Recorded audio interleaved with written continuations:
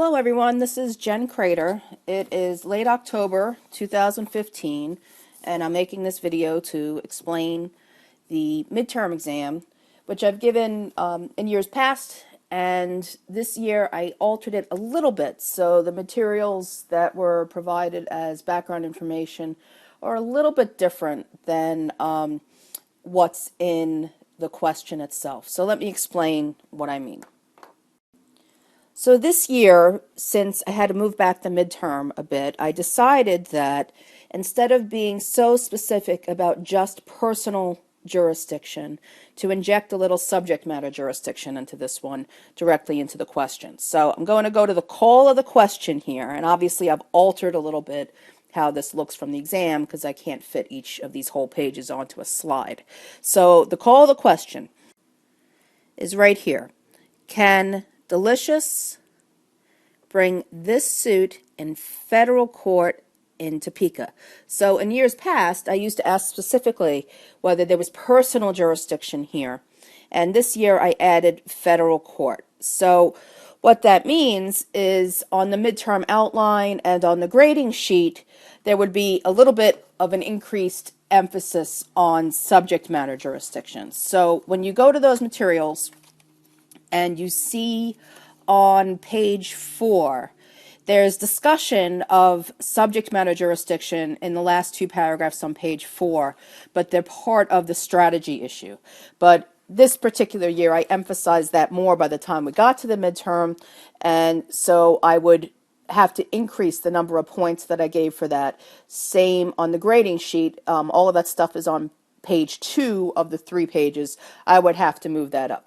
Nonetheless, you want to keep your analysis of personal jurisdiction and subject matter jurisdiction separate, always, absolute rule.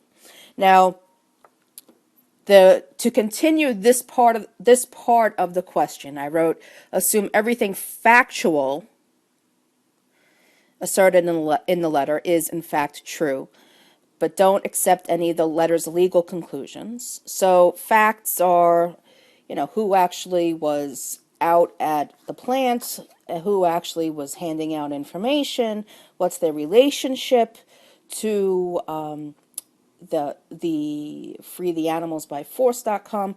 So the letter, if you go and look at that, which is on page 4 of the midterm, it says in the last paragraph that there were demonstrations outside of our plant.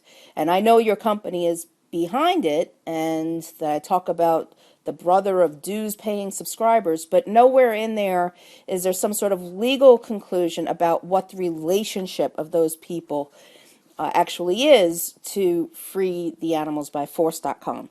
And that would be relevant for personal jurisdiction purposes for a number of reasons, including whether service on one of them might be possible to go ahead and get to the larger entity. So let me just go ahead and finish off going through what's on the cover of this slide here. So I also say that I cut some things, and I'll come back to them because I graded them separately. So I just cut them out of this part.